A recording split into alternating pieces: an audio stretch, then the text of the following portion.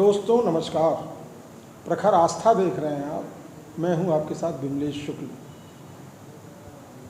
आज एक कहानी मैं आपको सुनाने जा रहा हूं बुद्धिमान राजा की। किसी के पास धन बहुत है तो यह कोई विशेष भगवत कृपा नहीं कही जा सकती है। ये धन आदि वस्तुएं तो पापियों को भी बहुत सरलता से सुलभ हो जाती हैं। कहा भी गया है कि सुत दारा अरु लक्ष्मी पापी के भी होए। पुत्र पत्नी और धन तो पापियों को भी सुलभ हो जाता है। ये मिल जाए तो कोई बहुत विलक्षण बात नहीं है। एक राजा थे और राजा की साधु वेश में बड़ी श्रद्धा थी।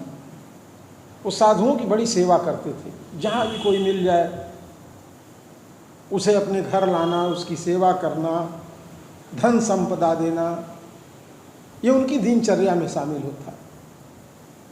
राजा को जब भी खबर मिलती कि किसी मार्ग से कोई साधु जा रहा है, आ रहा है, तो खबर सुनते ही वो नंगे पांव दौड़ जाते और साधु वेशधारी को प्रणाम करते, अनुनय विनय करते, महल में ले आते। महल में ला करके उनकी खूब सेवा करते, खूब सत्कार करते, जो भी उनसे बन पड़ता वो करते थे। और जाते समय उनकी इच्छा के अनुसार उनको दान भी दिया करते थे। जो भी मिल जाए, जो भी उनकी इच्छा हो। अब दया और दयालुता राजा की धीरे धीरे प्रचारित होने लगी। बात फैली तो धीरे धीरे बगल के राज्यों में भी राजा के इस कार्य की चर्चा होने लगी कि अमुक राज्य में एक राजा है, वो तो किसी भी साधु संत महात्मा को जहाँ भी देख लेते हैं वहाँ से ले जाते हैं, महल में रखते हैं, स्वयं खड़े होकर के उनकी सेवा करते हैं, उनके खान पान का, रहने का ध्यान रखते हैं और जाते समय उनको उनकी इच्छा के अनुसार उनकी विदाई भी करते हैं। पड़ोस के राजा को ये बात जब पता चली तो उन्होंने कहा ये तो राजा बड़ा मूर्ख है, इसे तो कोई भी ठग सकता है, क्योंकि इसको तो केवल वेश में ही निष्ठा है, आस्था है। इसको तो पता ही नहीं है कि कौन साधु वेश में चोर हो सकता है, कौन दूसरा हो सकता है। और इस तरह की क्रिया से, इस तरह के कार्य से तो बहुत सारे लोग नकली वेश धारण करके भी राजा के पास जाते होंगे। खैर ये तमाम विचार उसके मन में आए तो उसने सोचा कि क्यों न राजा के पास एक अपना व्यक्ति भेजा जाए और देखा जाए कि राजा क्या करता है। तो उन्होंने एक अपने अनुचर को इसके लिए तैयार किया। उन्होंने कहा कि तुम अमुक राज्य में जाओ और साधु वेश धारण करके जाओ, देखो राजा तुम्हारे साथ कैसा व्यवहार करता है, मैं जानना चाहता हूँ। आखिर राजा साधुओं की इतनी सेवा करता है तो मूर्ख ही होगा, क्योंकि केवल साधु वेश में ही जाने से उसकी इतनी सेवा करना और उसके इच्छा के अनुसार उसको दे देना धन दौलत संपदा, तो ये तो बड़ी विलक्षण बात है। तो राजा ने अपने अनुचर को तैयार किया। अनुचर अपना साधु वेश धारण करके राजा के महल की तरफ गया, उस राज्य में गया। फिर चलते चलते जब महल के पास पहुंचा तो राजा के तमाम सहायकों ने सूचना दिया कि एक साधु वेशधारी महल की तरफ ही आ रहे हैं। राजा नंगे पांव दौड़े, अभिवादन किया, उनसे महल में चलने की प्रार्थना की, सेवा का अवसर मांगा।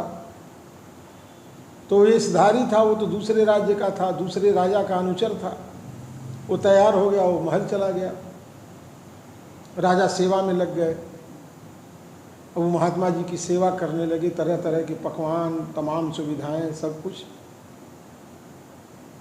रात को एक दिन राजा उस नकली साधु के पास बैठे तो राजा ने कहा महाराज कुछ सुनाइए। तो वो जो वेशधारी दूसरे राज्य का व्यक्ति था तो उसने कहा देखिए आपके ऊपर ईश्वर की कितनी कृपा है, इतना बड़ा राज्य है, इतनी धन संपदा, सुयोग्य पुत्र पत्नी, नौकर चाकर, सब सेवा में संलग्न हैं, आपके आदेश की प्रतीक्षा में रहते हैं, इतनी बड़ी फौज है, भगवान की बड़ी अपार कृपा है, क्या नहीं है आपके पास। राजा ने साधु की बात सुनी, उन्होंने सर हिलाया, सहमति व्यक्त की। उन्होंने कहा सब प्रभु की कृपा है। 2-4 दिन रहने के बाद उस व्यक्ति ने कहा, जो साधु था, बहुरूपिया था, उसने कहा महाराज अब हमको इजाज़त दें, मैं तो वापस जाना चाहता हूँ। तो उन्होंने कहा कुछ दिन और रुक जाइए। तो बहुरूपिया ने कहा नहीं, बस अब आपने बड़ी सेवा की, अब मैं निकलूँगा यहाँ से। राजा ने पूरा खजाना खोल दिया। उन्होंने कहा जो चाहिए, हीरा जवाहरात, मणि माणिक्य, जितना आप चाहें अपनी इच्छा के अनुसार, उससे ज़्यादा आप ले लीजिए। फिर उसने कई थैलों में हीरे जवाहरात मणि माणिक्य भरे और ऊंट पे लदवा लिया ले जाने के लिए। जब वो महल से निकलने लगा तो राजा ने कहा कि आपने अपनी इच्छा से तो सब कुछ ले लिया, एक चांदी का बक्सा है मेरे पास, मैं आपको भेंट करना चाहता हूँ। मैं चाहता हूँ कि ये चांदी का बक्सा आपको दूँ और इसे आप स्वीकार करें। तो बहुरूपिया ने कहा ये तो गजब बात है, मैंने अपनी इच्छा से तो बहुत कुछ ले लिया, उसके बाद भी राजा एक चांदी का बक्सा हमको देना चाहते हैं, तो निश्चित ही कुछ अमूल्य होगा। खैर उसने उस बक्से को ले लिया। एक बहुत सुंदर वस्त्र में लपेट करके राजा ने वो चांदी का बक्सा उस बहुरूपीय साधु को भेंट कर दिया। इसने अपना ऊँट पे बाकी मणि माणिक्य के हीरे जवाहरात लादे, सोना चांदी लादा और लेकर के निकल गया। एक दिन बाद जब अपने राज्य में पहुंचा तो वहाँ राजा प्रतीक्षा में ही थे इस बहुरूपीय के, क्योंकि वही भेजे थे। तो जब वो पहुंचा तो उन्होंने बड़ा स्वागत किया कि अरे चलो तुम बहुत अच्छे टाइम पर आ गए, बताओ और कैसा रहा, क्या रहा। तो बहुरूपीय ने वहाँ जो भी घटित हुआ था, जैसे भी जो हुआ था सब बताया। उसने बताया कि राजा तो वास्तव में मूर्ख है, बड़ी संपदा, उसने कहा जितना चाहो उससे भी ज़्यादा ले लो, जितना ले जा पाओ। उसने तो खजाना ही खोल दिया था, मैंने भी खूब सोना चांदी मणि माणिक्य हीरे मोती सब ले लिए हैं। लेकिन एक बात हुई, चलते समय मैंने अपनी इच्छा से तो सब ले लिया था, इसके बावजूद राजा ने मुझे एक चांदी का बक्सा दिया। तो राजा ने कहा, मतलब उत्सुकता हुई कि आखिर एक चांदी का बक्सा राजा ने दिया। तो उन्होंने कहा भाई उस बक्से को लाया जाए। तो बहुरूपीय ने उस बक्से को राजा के सामने रख दिया। राजा ने, उसमें ताला लगा हुआ था, ताला खोला तो उस बक्से के अंदर एक बक्सा निकला, उसमें भी छोटा सा ताला लगा हुआ था। राजा ने उस ताले को भी खोला, चाबी भी थी, राजा ने चाबी भी दिया था। तो दूसरा बक्सा जब खुला तो उसमें एक छोटा, उससे छोटा चांदी का बक्सा, और जब तीसरा बक्सा राजा ने खोला तो उसमें एक फूटी कौड़ी रखी हुई थी। अब राजा जिस उस दानवीर राजा को मूर्ख समझ रहे थे, उन्होंने एक चांदी का बक्सा दिया जिसमें 2 और छोटे छोटे बक्से थे और अंतिम बक्से में एक फूटी कौड़ी थी।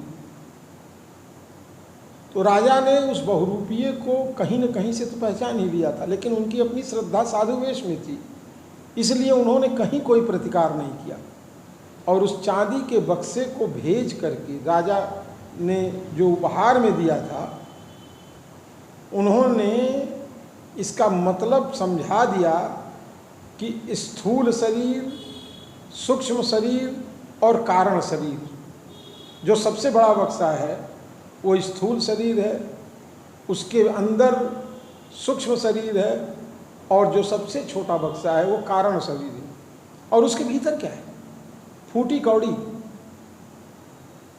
मतलब ये सब कुछ बाह्य आडंबर है, अंत में तो कुछ नहीं है, भीतर कुछ नहीं है। और आप पर भगवान की बड़ी कृपा है। ये कोई कृपा हुआ करती है, धन होना, वैभव होना, संपदा होना, ये कुछ नहीं है। असली धन तो भगवान का भजन ही है। ईश्वर की कृपानुभूति जब तक आपको न प्राप्त हो जाए, ये सब धन धूरि समान। तो एक राजा, जिसे एक राजा मूर्ख समझता था, उन्होंने जो संदेश दिया ये हमारे जीवन में अंगीकार करने का है। ये जो तमाम सारे वैभवशाली चीज़ें हैं ये हमारे लिए 2 कौड़ी की हैं, लेकिन हम इसे महसूस नहीं कर पाते हैं, जान नहीं पाते हैं, जबकि असली मार्ग मनुष्य होने का, इस जीवन का यही है कि आप पर, हम पर भगवत की कृपा हो, भगवत कृपा हो, ईश्वर का सानिध्य मिले। बाकी फिर अगली कहानी में हमारी आपसे मुलाकात होगी।